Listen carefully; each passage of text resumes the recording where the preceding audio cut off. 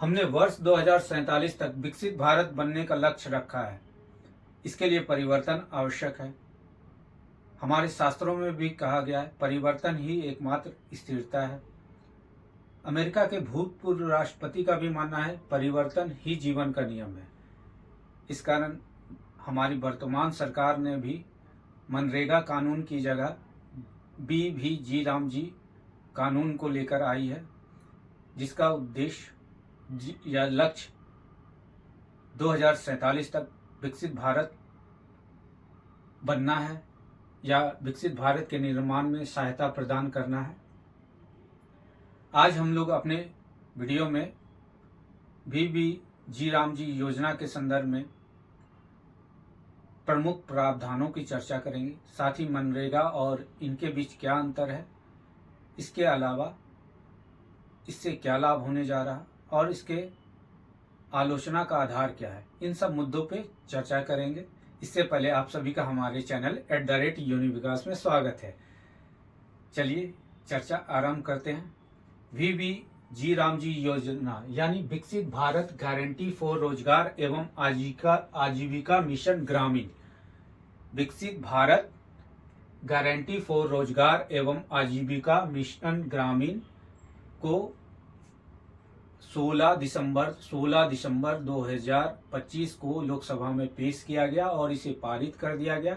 वहीं 20 दिसंबर 2025 को इसे राज्यसभा में पेश किया गया और इसे पारित कर दिया गया।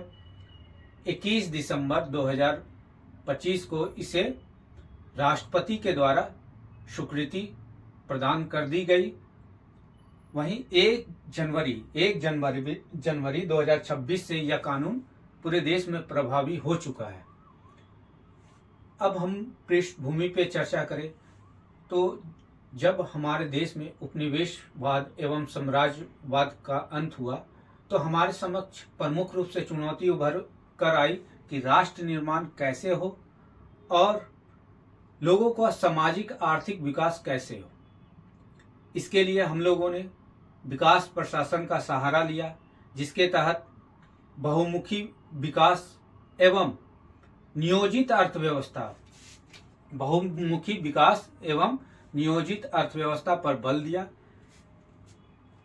जिसके माध्यम से हम लोगों ने गरीबी, भूखमरी या आजीविका विहीन को रोजगार दिलाने में काफ़ी सहायता मिली।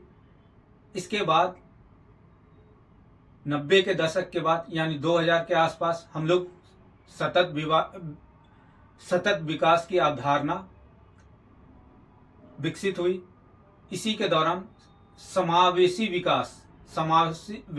विकास की अवधारणा में हम लोगों ने वर्ष 2005 में मनरेगा कानून लाया। समावेशी विकास की अवधारणा में वर्ष 2005 में मनरेगा कानून को लागू किया। इससे पूर्व भी भारत में रोजगार या ग्रामीण विकास के लिए बहुत सारे कानून बनाए गए, जैसे ESA एश्योरेंस, EAS मीन्स रोजगार आश्वासन स्कीम 1993 में इसे लाया गया था। प्रधानमंत्री आवास योजना, PM आवास योजना, फिर इंदिरा आवास योजना। इसके अलावा प्रधानमंत्री ग्रामीण सड़क योजना, स्वर्ण जयंती ग्राम स्वरोजगार योजना। इस प्रकार के काफी योजना लाए गए जो ग्रामीण विकास से संबंधित थे। वहीं वर्ष 2005 में जब मनरेगा, पहले नरेगा था, बाद में 2009 में इसे मनरेगा कर दिया जाता है, मनरेगा नाम बदल के मनरेगा कानून लाया गया, तो इससे हमारे देश में गरीबी, भूखमरी आदि को समाप्त करने में काफी सहायता मिली। ये सब पृष्ठभूमि रहे हमारे ग्रामीण विकास से जुड़े। लेकिन वर्तमान में सरकार को यह आवश्यकता महसूस पड़ने लगी कि अब समय के साथ इसमें बदलाव आना चाहिए। इसलिए मनरेगा की जगह हम लोगों ने जी राम जी योजना लेकर आए हैं। इसमें इसलिए लाए हैं, पहला तो जैन जी और जैन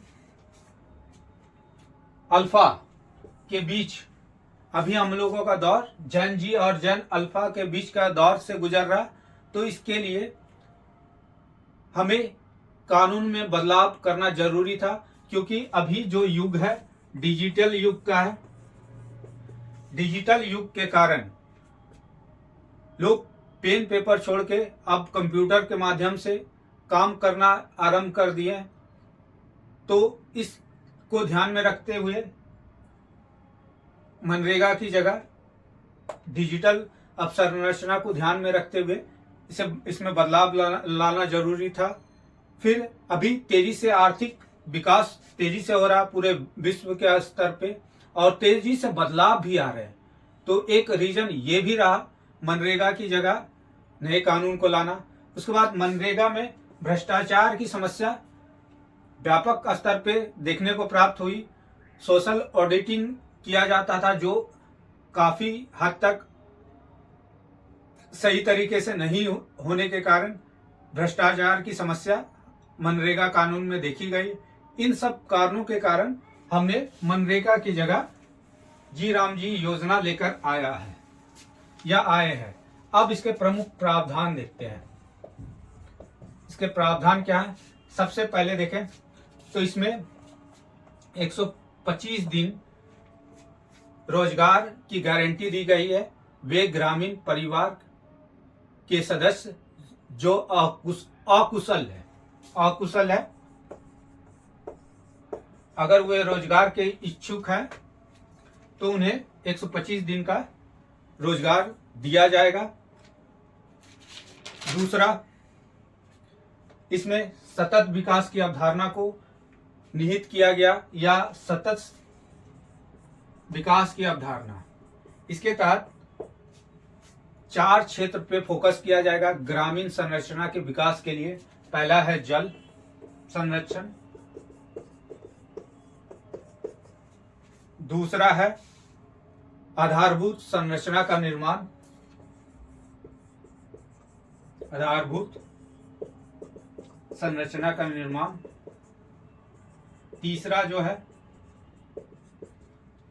तीसरा जो प्रावधान किया गया है वो आजीविका संबंधी संरचना का विकास किया जाएगा ग्रामीण स्तर पे। और चौथा जो है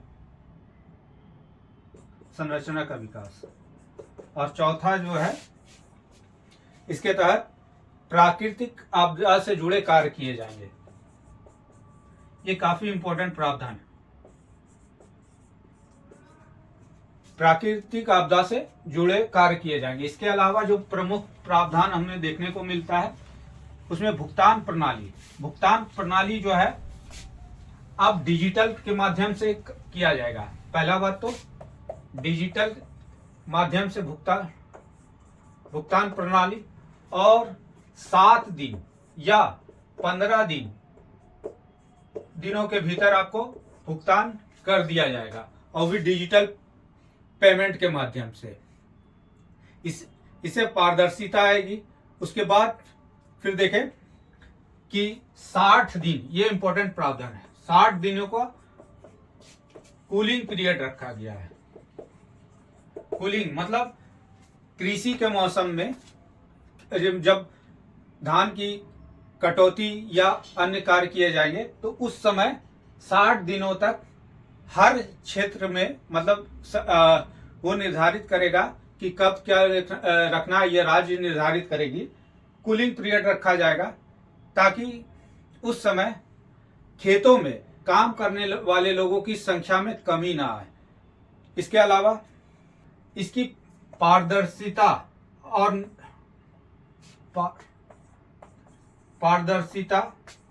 को बनाए रखने के लिए इसमें निगरानी का जो माध्यम किया जाएगा यानी मॉनिटरिंग किया जाएगा, उसके लिए डिजिटल प्रौद्योगिकी का प्रयोग किया जाएगा।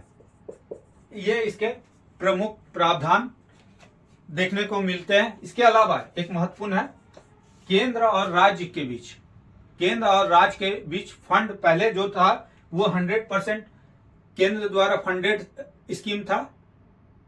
अब जो है केंद्र और राज्य के बीच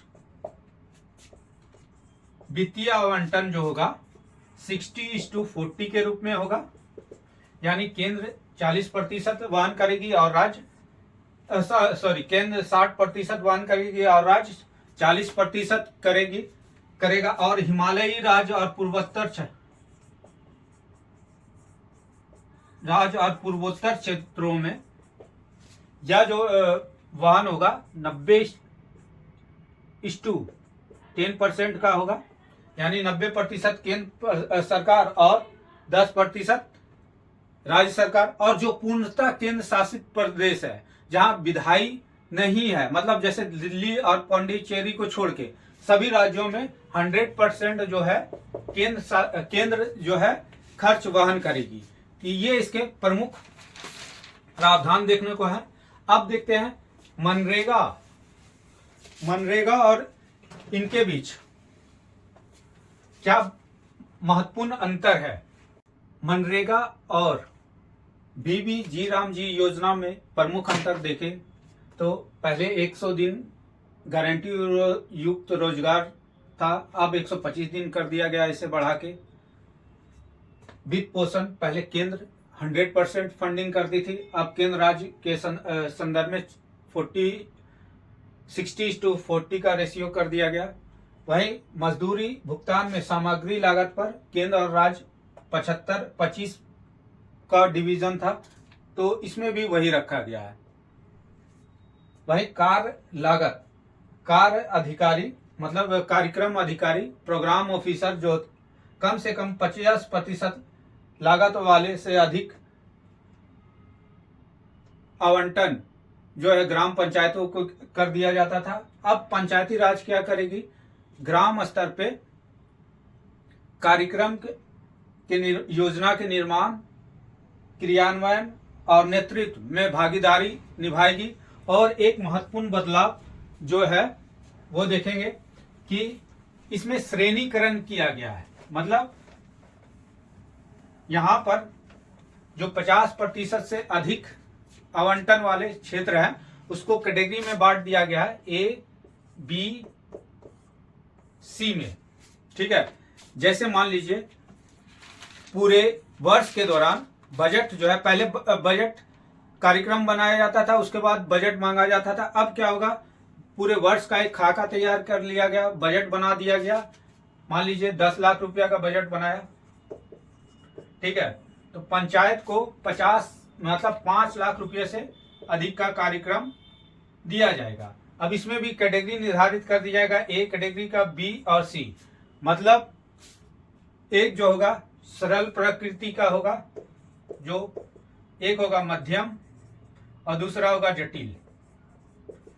ठीक है, सरल में जैसे तालाब की सफाई करवाना,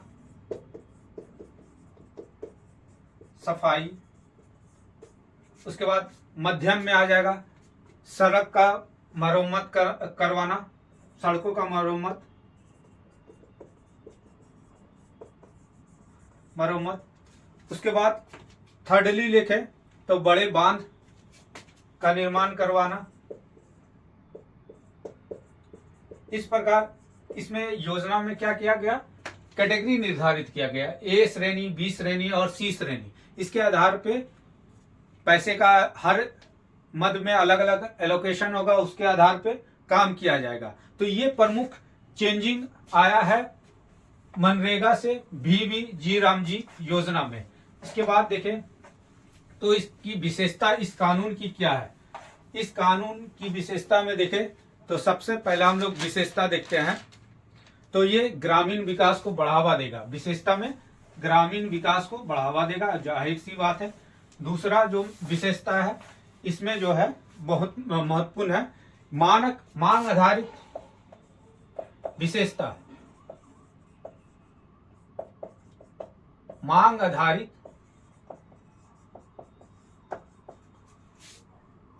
प्रणाली की जगह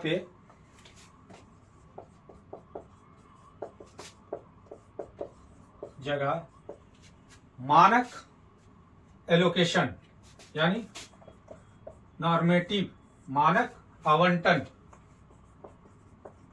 आवंटन प्रणाली को लागू किया गया है। इसको बोलते हैं नॉर्मेटिव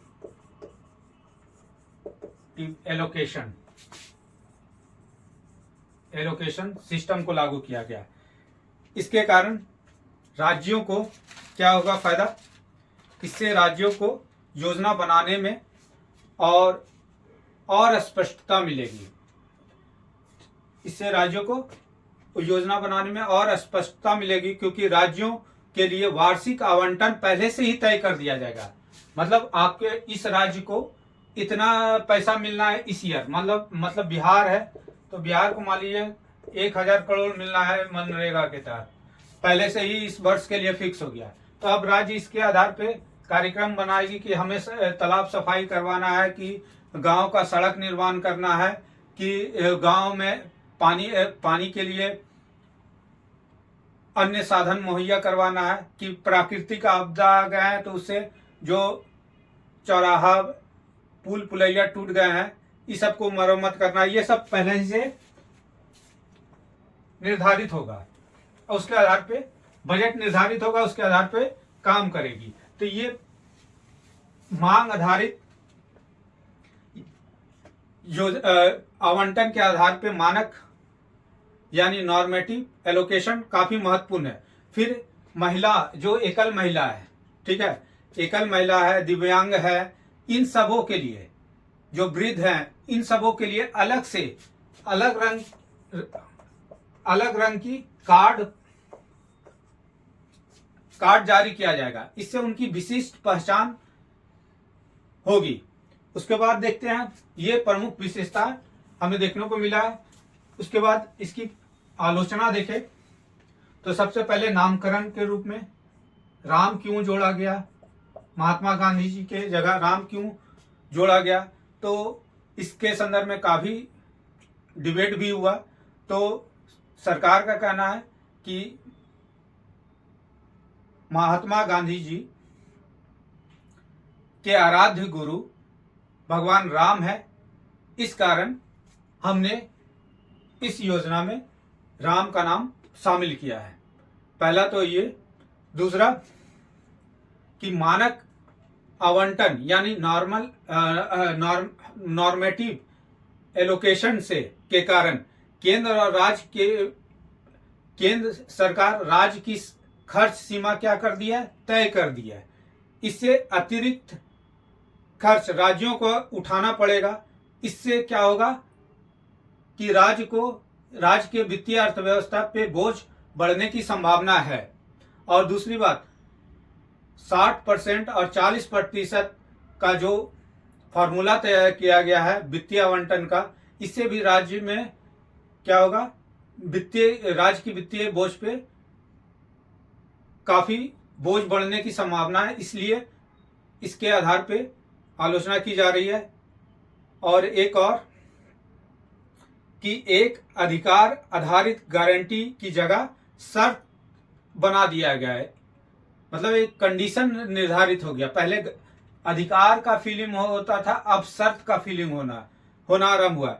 इसके कारण भी इसकी आलोचना की जा रही है।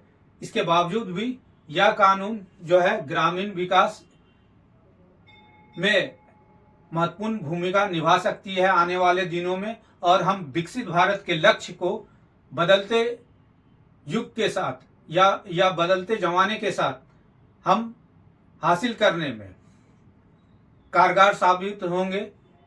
आज हम अपने टॉपिक को यही विराम देते हैं। आने वाले वीडियो में फिर से एक नए टॉपिक को लेकर उपस्थित होंगे। तब तक के लिए धन्यवाद।